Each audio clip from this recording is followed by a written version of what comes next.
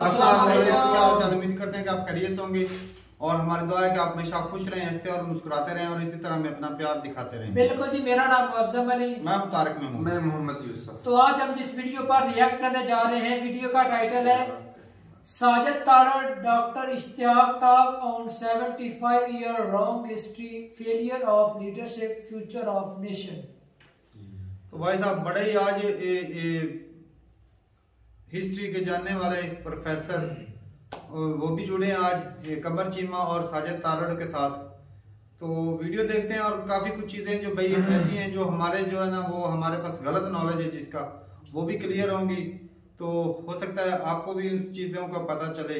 Video देखते हैं और अपना रिव्यू कर देंगे। कौन करते हैं? 1 2 3 जो स्टार्ट। तो दोस्तों, जिस तरह के आप देख रहे हैं, आज मेरे साथ दो बड़े काबिल मोहतरम शख्सियात, प्रोफेसर डॉक्टर इश्तियाक अहमद साहब और साजिद तारड़ साहब। आप इनको सुनते रहते हैं, मुफक्कर हैं और जो कहते हैं तहकीक भी करते हैं। तारड़ साहब जो हैं वो 3rd जनरेशन अब लॉयर हैं और अमेरिका में सियासत भी कर रहे हैं। डॉक्टर साहब जो है वो स्वीडन में इन्होंने पढ़ाया है और बड़ा लिखा है और बातें की हैं। आज मैंने इन दोनों अपने मुअज़्ज़ज़ मेहमान को रिक्वेस्ट की कि आएँ और हमें बताएं कि जो 75 साल पाकिस्तान के गुजरे वो कैसे गुजरे और हमने आगे किस तरफ जाना है। असल क्वेश्चन जो है वो फ्यूचर का क्वेश्चन है। सबसे पहले मैं डॉक्टर इश्तियाक अहमद साहब से रिक्वेस्ट करूंगा। सर, सबसे पहले तो आपके वक्त का बहुत शुक्रिया और दूसरा सर ये बताएं कि आपने तो इतनी तहकीक की, लिखे पढ़े, ये हमने 75 साल में जैसे अभी साजिद तारड़ साहब शो से पहले कह रहे थे कि हम डेड एंड पे पहुंच गए हैं, आप वाकई समझते हैं कि हम डेड एंड पे पहुंच गए हैं या कि अभी जो है वो इस सियासी लीडरशिप में, मिलिट्री लीडरशिप में, सिविल ब्यूरोक्रेसी में जान है? डॉक्टर साहब आप कैसे देखते हैं, जरा हमें बताएं प्लीज। देखिए, डेड एंड पे from rational point of view तो हम बहुत देर से पहुंच गए हुए हैं, लेकिन मेरी अपनी एक थ्योरी है कि इंटरनेशनल सिस्टम जो है ना वो टेरिटोरियल स्टेट्स की एग्जिस्टेंस पे बेस्ड है। एक स्टेट अगर डिसइंटीग्रेट हो जाए तो उसकी डिस्टरबेंस सारे सिस्टम में जाती है, और ये तो 220 मिलियन का मुल्क है। यहाँ पे खुदा ना खास्ता पाकिस्तान कोलैप्स कर जाता है तो किस डायरेक्शन में जाएंगे यहाँ के लोग रेफ्यूज लेने के लिए? 1 मिलियन भी अगर वेस्टर्न यूरोप आ जाए और 500,000 अमेरिका आ जाए तो उनकी जो वेलफेयर सिस्टम है जिसपे वो रेफ्यूजीज को हैंडल करते हैं वो कोलैप्स कर जाएगा। तो दुनिया में कौन है जो चाहता है कि पाकिस्तान कोलैप्स कर जाए? इंडिया के ऊपर इल्ज़ाम तो ये माफ़ करना मोहम्मद अली जिन्ना से शुरू होता है 1937 ऑनवर्ड्स। मैंने उनकी तकरीरें जो हैं one after the other quote की हैं अपनी जिन्ना वाली किताब में कि एक यूनाइटेड इंडिया के अंदर इस्लाम will be annihilated. Mind you, these are his words. Annihilated का मतलब होता है निस्तो नाबूद, और मुसलमान जो है will be obliterated. Actually obliterated is a synonym of annihilated. इस डर के ऊपर और ये प्रॉमिस के पाकिस्तान बनेगा तो पता नहीं 7वीं सदी की जो वैल्यूज हैं हम वापस ले आएंगे और पता नहीं क्या क्या अवाम को मिलेगा। इस किस्म की वो कहते हैं अनरियलिस्टिक इमोशनल बातें करके इन्होंने हिंदुस्तान के टुकड़े किए। और उसके बाद क्योंकि ये लेगेसी इस किस्म की थी तो वो कन्वर्ट हो गया into our foreign policy doctrine कि India is out to destroy Pakistan. अब आप देख लें, आपकी सिविलियन रूलर्स के आप बयान देख लें, Liaquat Ali Khan, Quaid Azam Mohammad Ali Jinnah while he was governor general and onwards, या आप अपने मिलिट्री लीडर्स की बात सुन ले, वो इसके ऊपर सारे मुत्तफिक हैं। On the other hand the evidence shows कि जितनी भी जंगें हुई हिंदुस्तान के साथ वो सब हमने शुरू की हैं। ईस्ट पाकिस्तान के इवेंट को अगर जरा एक तरफ हम छोड़ दें तो बाकी all Wars were initiated by Pakistan, और उसके अंदर जीरो गेन हुआ जिसके लिए किया टू विन बैक कश्मीर। मैंने तो ये भी साबित किया है कि Kashmir was on offer for a long time and Jinnah overruled all possibilities of availing that opportunity. अगर आप चाहें तो उस पर भी मैं बात कर लूँगा, लेकिन आज क्योंकि मेरे दोस्त साजिद तारड़ साहब को भी आपने बुलाया और बड़ा हाई लेवल पैनल है, तो I think we should be as honest as we can, ताकि आपकी जो ये है ना एफर्ट, उसमें जो भी हम कंट्रीब्यूट कर सकें बिल्कुल ऑनेस्टली करें और with the best intention for the people of Pakistan. तो इस तरह मैं बैकग्राउंड में देखता हूँ dead and, absolutely dead and, लेकिन डजंट मीन कि this state will disintegrate because it has hit the dead and. दुनिया यही चाहेगी कि ये कंटिन्यू करे, और आई थिंक पाकिस्तान के अवाम भी यही चाहते होंगे, लेकिन जो हमारी रूलिंग क्लास है, क्या उसके पास कोई है preparation to change course? No sir, not at all. हमारे पॉलिटिशियन, हमारी military leadership, they outdo one another in anti Indiaism. और चाइना के साथ जो हमारा रिलेशनशिप है, सिपेक के जो रिजल्ट थे वो अभी तक तो नजर नहीं आए। तो वेयर आर वी हेडेड? मैं इस पे खत्म करता हूँ और साजिद भाई के बाद फिर हम आगे बात करेंगे। बिल्कुल ठीक है तारड़ साहब, डॉक्टर साहब ने भी बात की, आप लॉ के स्टूडेंट हैं, पॉलिटिक्स के स्टूडेंट हैं, आपने पूरी जिंदगी सियासत भी की है, बड़ा जिसे कहते हैं ना बड़ा मुश्किल सफर तय किया पाकिस्तान से अमेरिका का, और आपने बड़ी एक दफा अच्छी बात की कि अगर वहां पे इतना प्रॉमिसिंग फ्यूचर होता तो ये लाखों लोग क्यों वहां से बाहर निकले। तारड़ साहब ये बताएं कि ये जो बात है कि इंडिया ने हमें तबाह कर देना है और हमने अपनी फॉरेन पॉलिसी, नेशनल सिक्योरिटी में इस चीज को डाल दिया और 75 साल उसी में लगे रहे, आज 75 साल बाद आप क्या देखते हैं, इंडिया ने हमें कितना तबाह किया और हमने अपने आप को कितना तबाह किया? चीमा साहब, सबसे पहले तो मैं शुक्रिया अदा करूंगा कि आपने खासकर मुझे आज डॉक्टर साहब के साथ बुलाया, डॉक्टर इश्तियाक साहब। मैं हाई रिगार्ड्स, मेरे लिए एक ऑनर है, प्रिविलेज है कि I am sitting in the same panel with them. Doctor Ishtiaq साहब has done a wonderful job in the past, specially a very patriotic Pakistani, और मेरे लिए बड़ा एजाज है, सबसे पहले मैं बताना चाहता हूँ। दूसरा, मैं दो पोर्शंस में बोलूंगा, एक तो मैं भारत के एलिमेंट की बात बाद में करता हूं। सबसे पहले मैं पाकिस्तान के वो 75 सालों पे 5 मिनट बोलना चाहूंगा, 2-3 मिनट बोलना चाहूंगा। मेरा सबसे पहले ये क्वेश्चन है, क्या वाकई आपने पाकिस्तान बनाया था? क्या आपने वाकई ही जस्टिफाई किया द लैंड ऑफ द प्योर्स? क्या आपने लोगों को धोखा नहीं दिया था कि आए आपको ला इलाहा इल्लल्लाह दें, और आपने उनके साथ क्या ज्यादती की है? पहला मेरा ये क्वेश्चन ही है, और मेरा ये क्वेश्चन सारे पाकिस्तानियों से, 25 करोड़ लोगों से है जो लगभग इस वक्त पाकिस्तान में रहते हैं। Are you satisfied with the promise which was made to you for the land of pures? क्या ट्रांसपेरेंसी इंटरनेशनल की जो अभी पिछले हफ्ते रिपोर्ट आई है कि आप करप्शन में किस तरीके से मुलव्वस हैं, और आपकी पुलिस और आपकी अदालतों के हालात क्या हैं? क्या आपकी अदालतें 139 में से दुनिया में से 130 नंबर पर आ रही हैं? क्या यही मकसद है ला इलाहा इल्लल्लाह का मतलब ये है? पहला ये मेरा क्वेश्चन। दूसरा, आपने ज्यादती की अपने, मैं खासकर डॉक्टर साहब, मेरे मोहतरम डॉक्टर साहब ने 71 की भी बात की। 71 से ईस्ट पाकिस्तान का कंक्लूजन हुआ था 1971 में। आपने 60s में ही बातें करनी शुरू कर दी थी कि बंगालियों से जान छुड़ाओ, ये हमारे ऊपर एक बोझ है। आपके सबसे पहले मैं बताना चाहूंगा कि हिस्ट्री आप गलत पढ़ा रहे हैं बच्चों को, और जब तक मैं समझता हूं करेक्शन तब ठीक होती है जब आप किसी चीज का कन्फेशन करते हैं। आपको आज कन्फेशन करना होगा कि आप 1947 से ही आपने ज्यादती शुरू कर दी थी। आपकी रूलिंग ब्यूरोक्रेसी, आपकी रूलिंग एलीट 1947 से करप्ट थी। आज मुझे इत्तेफाक हुआ है इस चीज को सुनने के लिए कि हमारे इमरान खान साहब मुसलसल बाजवा साहब को कह रहे हैं डबल गेम डबल गेम। जब मैंने ये सुने इस चीज के बारे में तो फौरन मेरे ज़हन में एक नक्शा आया सिकंदर मिर्जा और अयूब खान का। सिकंदर मिर्जा कौन थे, अयूब खान थे, ये आपको कौम के सामने रखने पड़ेंगे दो करैक्टर, ताकि आप माजी के औराक में देखें आज क्या हो रहा है। सिकंदर मिर्जा साहब ने पहला मार्शल लॉ लगाया, और उसके बाद अयूब खान ने देखा कि उसके ऊपर कोई रिएक्शन नहीं आया, तो उन्होंने सिकंदर मिर्जा को फारिग कर दिया था। आज अगर देखा जाए तो 4 साल बाजवा साहब और Imran Khan, the way they were embedded, the way the project Imran Khan was launched, इसमें ये दोनों शरीक हैं जो कुछ भी हो रहा है। और आज आप practically you have gone bankrupt, you are at default. आपके पास 6.7 billion जो मौजूद हैं, their money belong to Saudi Arabia and China. You can only see that, you cannot touch it. आपके अंदर इस वक्त डिस्प्रीन का कोटा बन चुका है। आपकी सब्जियां 5.4 मिलियन की कराची पोर्ट पर सड़ रही हैं।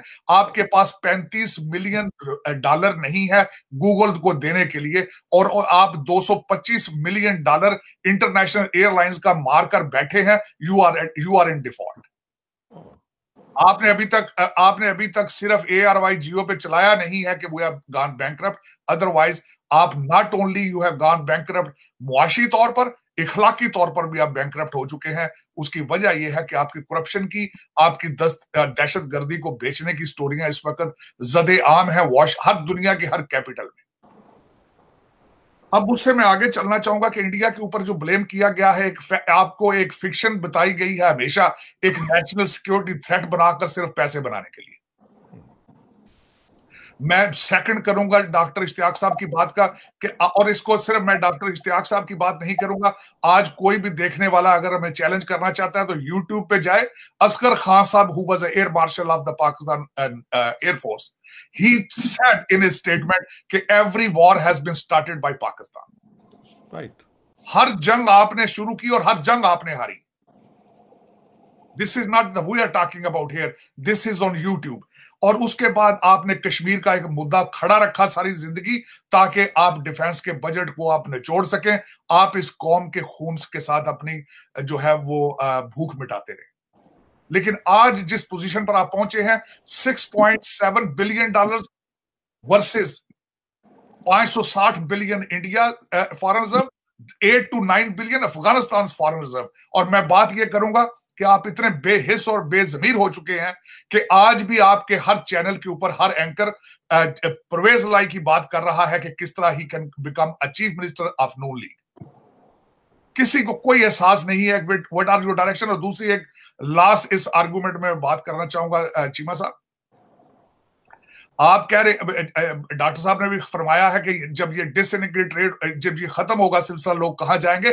डॉक्टर साहब, लोग पैदल चलकर इस्तांबुल जा रहे हैं। आज मैं दुख के साथ कहूंगा, इस्तांबुल से जो भी कश्ती चलती है ग्रीस की तरफ, उसमें 70% पाकिस्तानी होते हैं। उसमें 70% पाकिस्तानी होते हैं जो ग्रीस और इटली जा रहे हैं।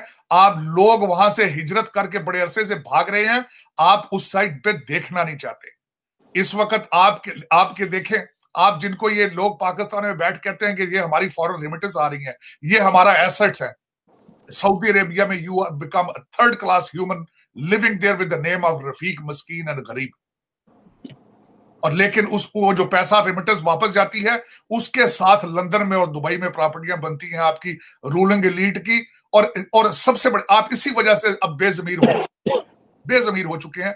और आज किसी के माथे पर कोई बल नहीं है कि what is going on in Pakistan. और आज मैं बल्कि इसको आखिरी चीज ये कहूंगा कि now it's too late to do anything. Basically बात मोरालिटी की है, बात नेशनलिज्म की है। Nations can not survive without nationalism. मुझे वो नेशनलिज्म किसी पाकिस्तानी में नजर नहीं आ रहा। इसमें एक बात मैं करना चाहता हूं, मतलब साजिद तारड़ साहब ने जो इतनी इलेबोरेशन की है, इसमें मजीद कि वाकई आपको पेट्रियटिज्म, नेशनलिज्म जो नॉर्मली डिफाइंड होती है ना, कि अपनी धरती से प्यार, वो कभी पहले दिन से नहीं था जब इन्होंने ये मुल्क बनाया था। बल्कि जिस धरती में हमारे बुजुर्ग पैदा हुए, मजहब जो मर्जी हो गया, उसको हमने खुद तोड़ा। चलो हो गया, हिस्ट्री में इस किस्म के मुल्क बन जाते हैं। और जाते वक्त एक इलेबोरेशन कर दूं, पाकिस्तान तो अंग्रेजों ने बनाया था, ये सोच के कि हम एक, और मैंने कोट किया है लेफ्टिनेंट जनरल फ्रांसिस टकर को, sir Francis Tucker, he was head of the eastern command. उसने कहा कि we need an Islamic arc beginning in Algeria into Arabia Deserta, then into Persia and northern Hindustan, where an Islamic state backed by British science comes into being, और उसको हम Soviet union और communism को रोकने के लिए तैयार करेंगे। ये ब्रिटिश प्रोजेक्ट था, अमेरिकन नहीं था।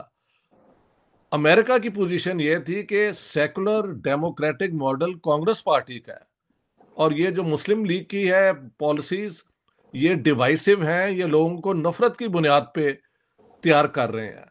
तो वो इसके हक में नहीं थे।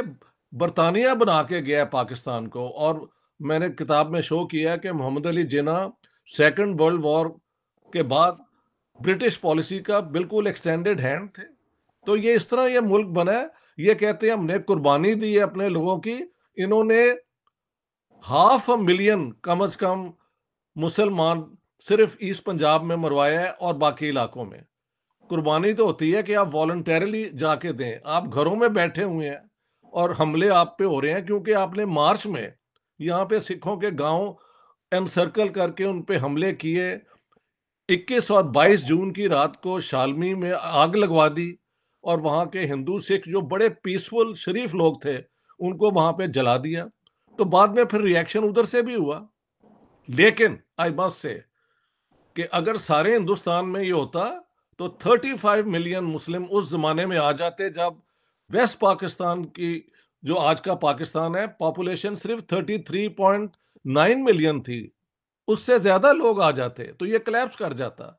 ये तो महात्मा गांधी की मेहरबानी है, जवाहरलाल नेहरू की विजन है कि क्योंकि उन्होंने कभी कम्युनलिज्म की बुनियाद पे, एंटी मुस्लिम बुनियाद पे आजादी की जंग नहीं थी लड़ी। उन्होंने वहां पे जो हमले कर रहे थे हिंदू महासभा और आरएसएस, उनको दबाया और रोका। दैट इज वाई इतने मुसलमान हिंदुस्तान में हैं जितने पाकिस्तान में हैं। आपने हिंदुस्तान के 1000 साल की जो मुस्लिम कम्युनिटी है उसके टुकड़े खुद आपने किए।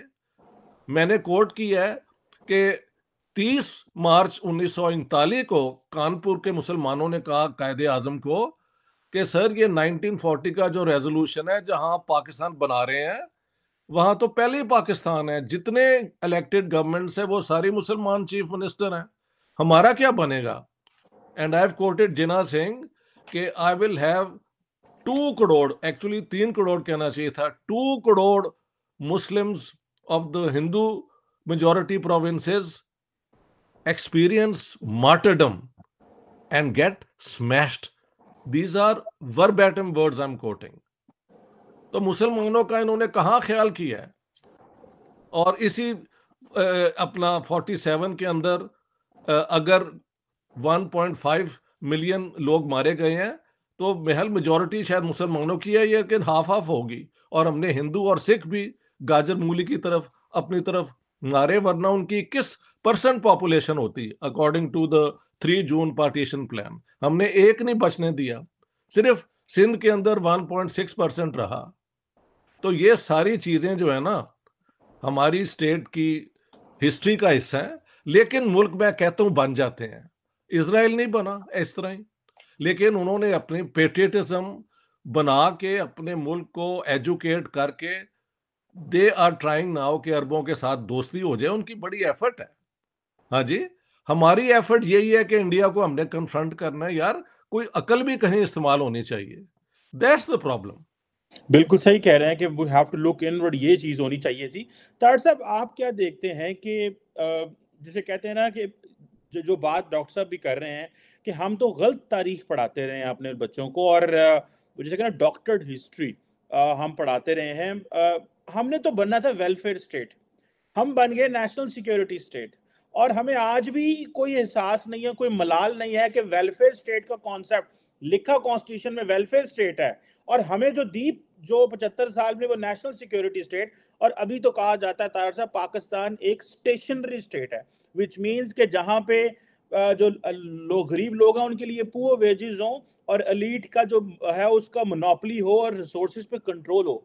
आप क्या समझते हैं, नेशनल सिक्योरिटी स्टेट बन गए हैं, बनना वेलफेयर स्टेट है, इसकी कभी बात भी क्यों नहीं होती? क्या सियासतदान डरते हैं, ब्यूरोक्रेसी खाइफ है, या अभी ये जो इमरान खान ने एस्टैब्लिशमेंट पे एक धावा बोला है, आप समझते हैं एक स्टेप बैक होके और अभी रियासत, अदारे, पार्लियामेंट, सियासतदान वापस एक वेलफेयर स्टेट बनाएंगे और जो लोगों से 1947 में वादे किए गए वो पूरे किए जाएंगे? मेरे ख्याल में चीमा साहब, जो 75 साल से जो एक्सरसाइज की जा रही है, 75 साल से जिस तरीके से एक सिस्टम को आपने डीप रूटेड कर दिया है, अब मेरे ख्याल में आपके ना तो अच्छा, उसमें मैं थोड़ी सी चीजें एक और ऐड करना चाहूंगा कि आपके इस वक्त बात यह है कि पाकिस्तान के अंदर आपकी एस्टेब्लिशमेंट हर चीज को एस्टेब्लिश करती है।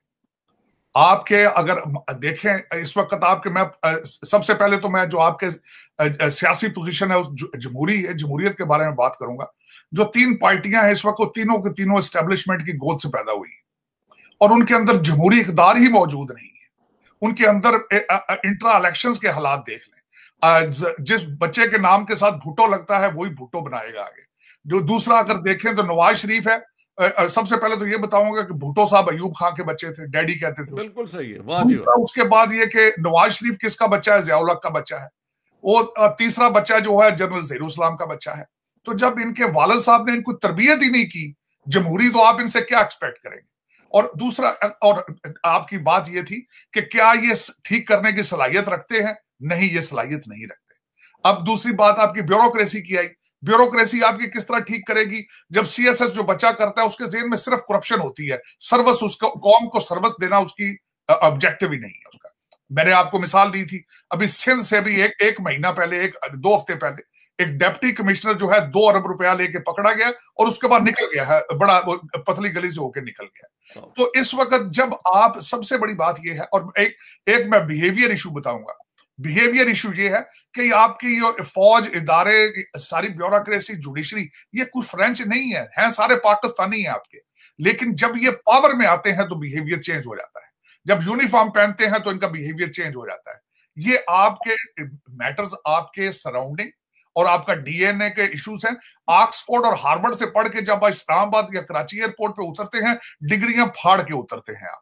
उसकी वजह यह है, इस वक्त इमरान खान कौन है? ऑक्सफोर्ड ग्रेजुएट है। बिलावल भुट्टो कौन है? ऑक्सफोर्ड ग्रेजुएट है।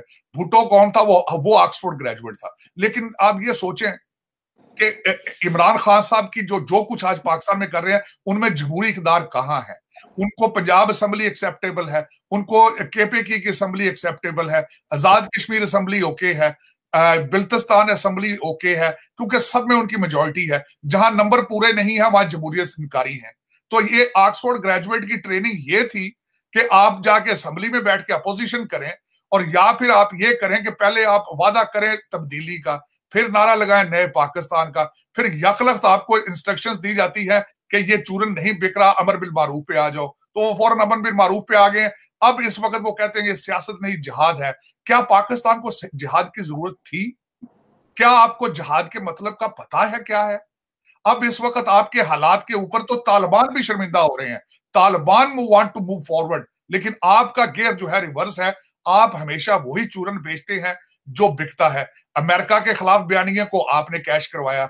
नवाज शरीफ ने शुरू की एंटी एस्टेब्लिशमेंट नैरेटिव, आपने वो भी चोरी कर लिया। आपने वफादारी और गद्दारी का कॉन्सेप्ट आर्मी से चोरी कर लिया। इस वक्त आपका system has gone so weak. आपकी आर्मी पिछले 4 साल लगती रही है कि पीटीआई की आर्मी है। बाजवा साहब आपके बॉर्डर की तरफ देखने की बजाय इंटरनल सियासत करते रहे हैं। मैं तो ये बल्कि कहूंगा कि उनको चाहिए था रिजाइन करके तो वो इलेक्शन लड़ लेते, क्योंकि उनकी तवज्जो बिल्कुल बॉर्डर पे नहीं थी। उसकी वजह ये है, निकलते गए हैं बाजवा साहब। आज के हालात देख लें आप। टीटीपी है वो आपके अंदर घुस के मारने को तैयार है, उन्होंने सीज फायर कर दिया है। दूसरी तरफ से आपके पाकिस्तान ऑक्युपाइड कश्मीर की आवाजें आ रही हैं कि we can take it any minute. तीसरी बात आपको मैंने इकॉनमी आपके सामने रख दी है कि गूगल तक आपके कंट्री में जाने के बंद होने के खड़ा हो चुका हुआ। और उसमें इन सर्कमस्टांसेस में कोई भी अदारा, मैं खुद ये ख्वाहिश करूंगा कि मुझे कोई बताए ये कि फलान लीडर जो है, हमेशा जब कौमों के ऊपर मुश्किल वक्त आता है तो लीडर उनको निकाल के लाते हैं उन हालात से बाहर। लेकिन इस वक्त मुझे बताया जाए, क्या आपको पाकिस्तान में वो लीडर पैदा हुआ है, हो चुका है, होगा, जो इस इंतशार में से निकालने की सलाहियत रखता हो? कोई इंस्टीट्यूशन मुझे आप बताएं आप कि फलां institution still exist in Pakistan which has capacity or ability to take you out of this crisis. मेरा जवाब इस पे नेगेटिव है। मैंने भी खुद पढ़ा है, लेकिन मैं मजीद I'm still a student of history and a political science।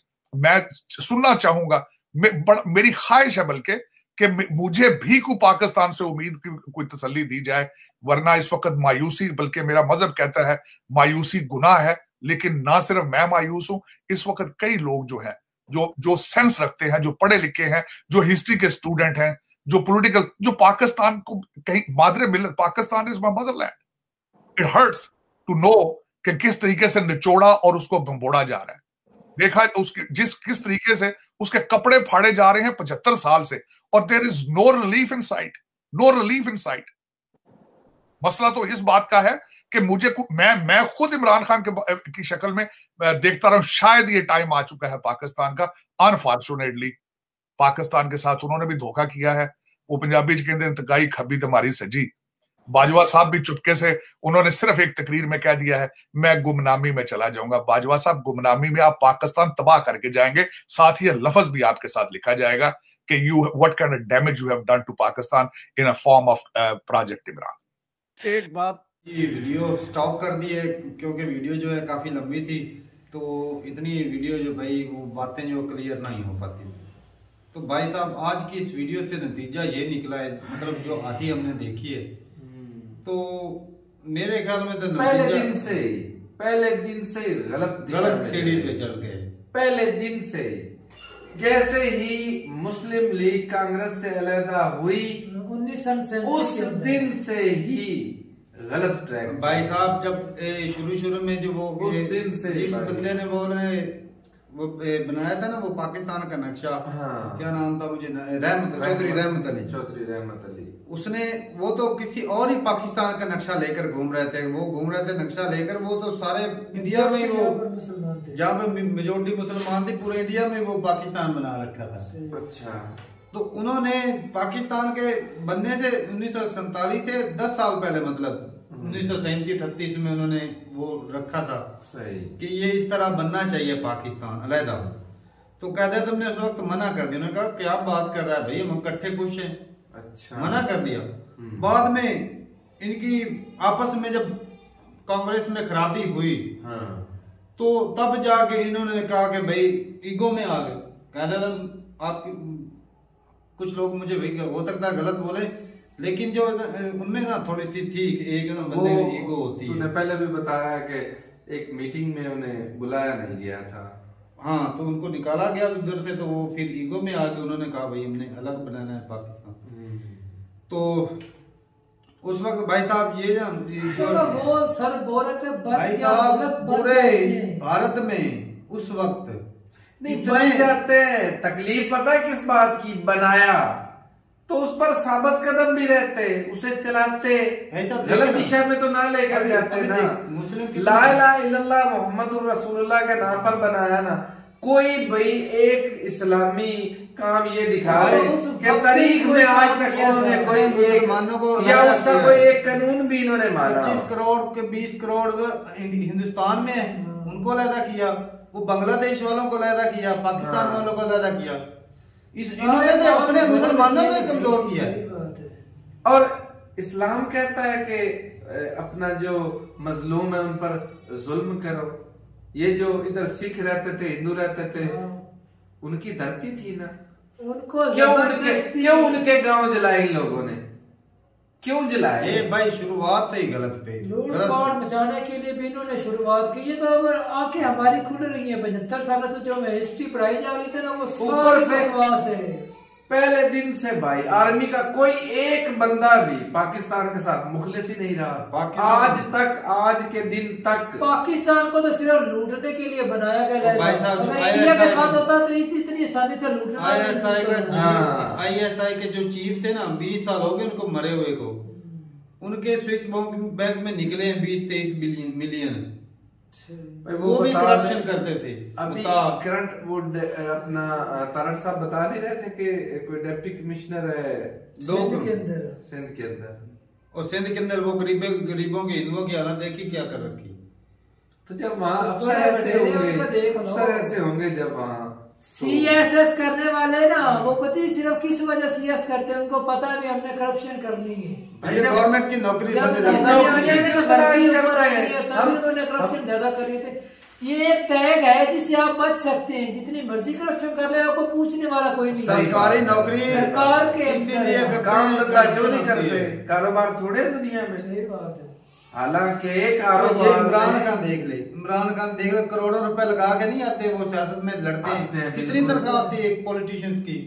3 lakh 4 lakh होगी। हाँ तो उससे क्या करोड़ों रुपए खर्चा करके भाई गाड़ी का पेट्रोल नहीं प्रॉपर तरीके से वो मैनेज कर पा सकते। जितना इनका खर्चा आता है करप्शन करने के लिए आते हैं भाई, लूटने के लिए। आपने बोला था ना, इंडिया ने एक भाई ने बोला भी आप ना इन्वेस्टमेंट कर दे पाकिस्तान के जो ना हुक्मरानों के अंदर। सही बात है, आपको इतने पैसे मिलेंगे कि आपकी हैरत गुम हो जाएगी। सही कहा। ये इन्वेस्टमेंट ही है ना जो करते हैं, इन्वेस्ट करते हैं वो, मुनाफा कमाते। तो वो पता है क्या अभी देख रहे मुनाफा भी ऐसा जो मुनाफा ही आएगा उसमें से, मतलब लेबर को या एक्स्ट्रा जो मटेरियल उसका पे नहीं करना। अभी लोगों का ये जो कारोबार है ना, इन्होंने ये पाकिस्तान में कारोबार बना रखा था, इतना बड़ा इतना बड़ा ओला चंगा हो, भाई किस को लगाओगे? जो भी सामने मतलब इस्टेब्लिशमेंट वोट लेने के लिए जो भी है उसको बंदा लगा दे। ये हालत ऐसी इन लोगों ने कर रखी है। एक आध खराब हो तो कर सकते हैं भाई। भाजपा साहब जाते वक्त उन्होंने पल्लू झाड़ा 13 बिलियन लेकर कहते हैं भाई हमने सियासत में इन्वॉल्व भी नहीं होना, हमें क्या लेना देना सियासत से। इतने साल में वो 3 साल सीट बढ़ाई थी, 6 साल करके गए। तो हुक्मरानों की बेस पर ही आ गया है ना, तो ये मिलके खाते हैं और चुटिया एक दूसरे के बेटे और बाप भी हैं, मिली भगत है उनकी, मिली भगत। कभी बेटा आगे आ रहा है, कभी बाप आगे आ रहा है। बात सीधी है। अब दीवारों से टकरे लगाए भाई, क्या करें इनमें? एक गैरत होती है ना नाम की चीज, ओ भाई वो किसी एंगल से किसी लिहाज से ये मुस्लिम ही नहीं है। ओ भाई साहब गैरत नहीं है भाई। गैरत बंदा जो एक बंदा चलो लूटता है यार क्यों लूटता है? शर्म आती है भाई। वो जो पहले से लूटा हुआ उसको क्या लूटना है भाई साहब? पहले से हालत क्या छोड़ी कंट्री में रह क्या गया? अभी भी इसी कुत्ते के बच्चे करप्शन करने से रुकते नहीं है। गालियां फिर मेरे अंदर इतनी गालियां मेरी आ रही हैं। ऊपर से एस्टेब्लिशमेंट का देखो करदार अमल देखो, इंडिया का चूरन बेचते हैं ताकि हमारा बजट बढ़ाया जाए, हम ज्यादा क्वांटिटी को खाएं। उनके पास काम ही एक है, ये चूरन देख लो। आज तक आज भी देख लो क्यों नहीं भाई साहब, आज भी देख लो। हिस्ट्री हमें और लोग वो भाई लोगों पर पाकिस्तानियों पर हैरानी है, वो फिर इसी बात पर खुश हो जाते हैं। वो कसम से कश्मीर लेंगे। मैं ना यार सही बात करूंगा, मैं मेरे जो नॉलेज में होता है मैं बोलता सच्ची हूँ। हो सकता है मेरे नॉलेज में जो चीजें है ना उसमें मेरा ब्रेन वॉश भी होता है, कभी कभी मैं भी अपने तरफ से वो करता हूँ जो नॉलेज के हिसाब से होता है। लेकिन भाई साहब अक्सर मेरी बहस जब होती थी ना तो पाकिस्तान के बारे में कोई बात जो हमने इधर सीखा था वो भाई मैं बहस करनी, मैं जी शुरू में मुझे लगता था कि यार ये इंडिया वालों को कितना चूरन दे रखा है। इंडिया वाले समझते हैं कि इनकी आर्मी पाकिस्तान से बेहतर है। तो भाई मुझे बाद में समझ लगा ये इंडिया वालों को चूरन नहीं, ये सारा चूरन तो हमको दिया गया, हमें खुद दिया गया है। मैं सोचता था कि इंडिया वालों को हिस्ट्री गलत पढ़ाई गई है। पढ़ाई तो हमें गलत गई बिल्कुल। तो भाई इतनी जगह लड़ी, शुरुआत भी की और मुंह की भी खानी पड़ी, ऊपर से बोल देते हैं भी इंडिया वालों ने पहल की और जीते हम में। जिंदा जवेद मिसालें हमारे इर्द गिर्द तमाम जो गांव थे ना वो सिखों के थे, सिखों के थे, साथ में रहते थे इन्होंने। और अभी भी बताते हैं, कोई एक आध अगर उस जमाने का बंदा जिंदा है ना या कोई बुजुर्ग, वो बताता है कि भाई इन्होंने लूटा। तो गलत किया ना, पहले दिन से हालत भी तो देख ले भाई। हाँ हालत भी देख ले क्या है फिर। तो लुटेरों के साथ ऐसा ही होना है। एक स्टोरी देखी थी जो इंडिया में थे बुजुर्ग थे, वो गए थे पाकिस्तान से वो करके हिंदू कम्युनिटी से थे। वो बोल रहे थे कि वो इधर जमींदार थे, वो इधर उनकी जमीनें थी और उनको जो काम करने वाला था ना वो भी उनके ऊपर वो मतलब उनको मारने के लिए तैयार हो गया था, पैसे लूटने के लिए। जब पार्टीशन की बात चली ना उनका उसका भी दिल था कि मैं इनको लूट लूं दाल का। वो जिस बंदे ने उनका खाया पिया वो भी मारने के लिए तैयार हो गया था। ठीक है, बाकी एक पुलिस वाला जो था मुस्लिम था, उसने बोला भाई जब तक मैं जिंदा हूं ना तुम्हारे तरफ कोई चीज आने नहीं, और वो भी लड़ा उसके लिए। उसने हिफाजत से वो जो गाड़ियां जो भी गड्ढे वगैरह उस वक्त जो बैलगाड़ियां थी जो भी जा रही थी उनमें चढ़ा कर भेजा कुछ। वही मुस्लिम है भाई, वो जो मारने की बात कर रहा है वही है जो बचाने की बात कर रहा है।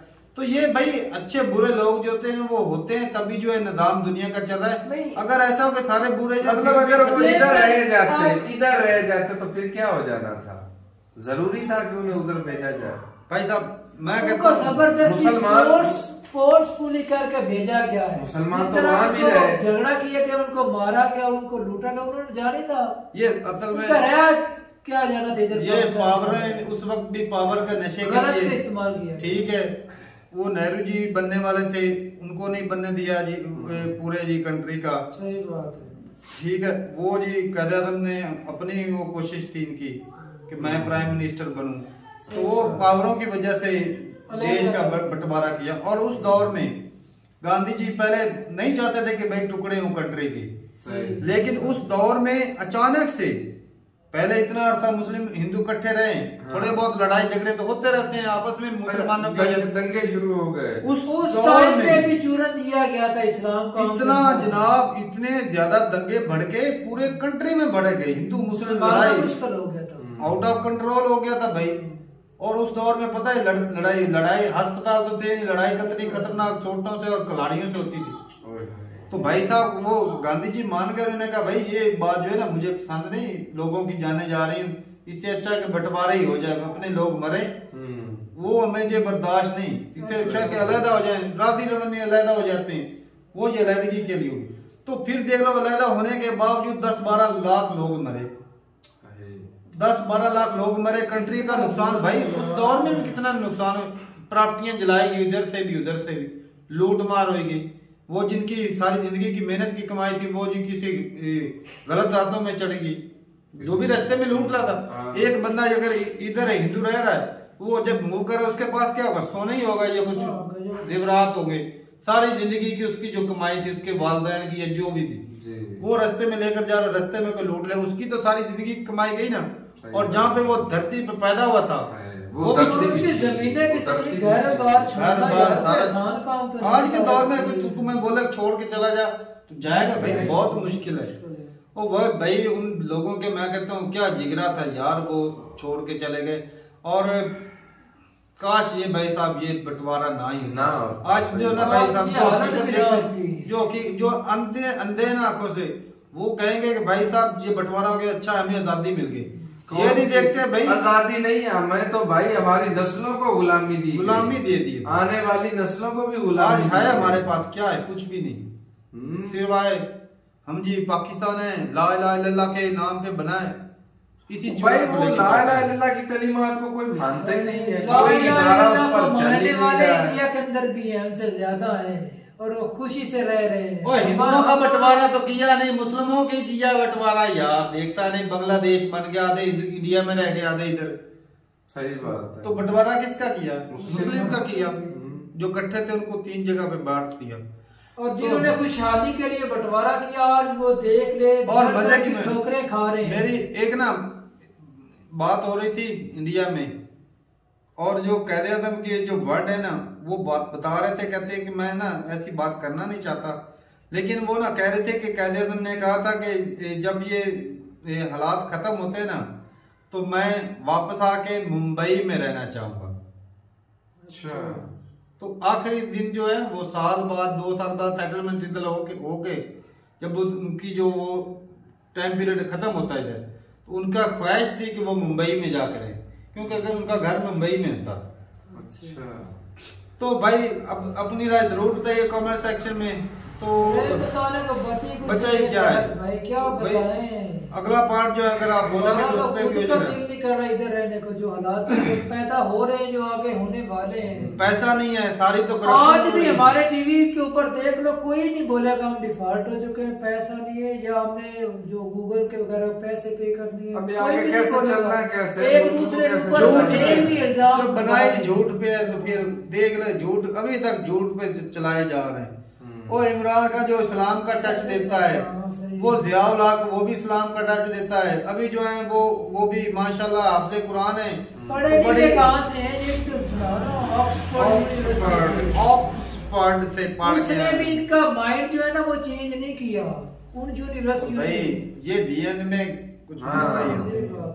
तो ये भाई साहब लोगों को ना बड़े बड़े मैं कहता हूँ बड़ी बुरी तरीके से ना लोगों को बांटा गया है और उनको बड़े बुरे तरीके से अवाम को लूटा गया। और भी मतलब के ये हालात है फिर भी बोल रहे कि हमने सीट पर बैठना है लूटने के लिए हमने सीट पर बैठना है।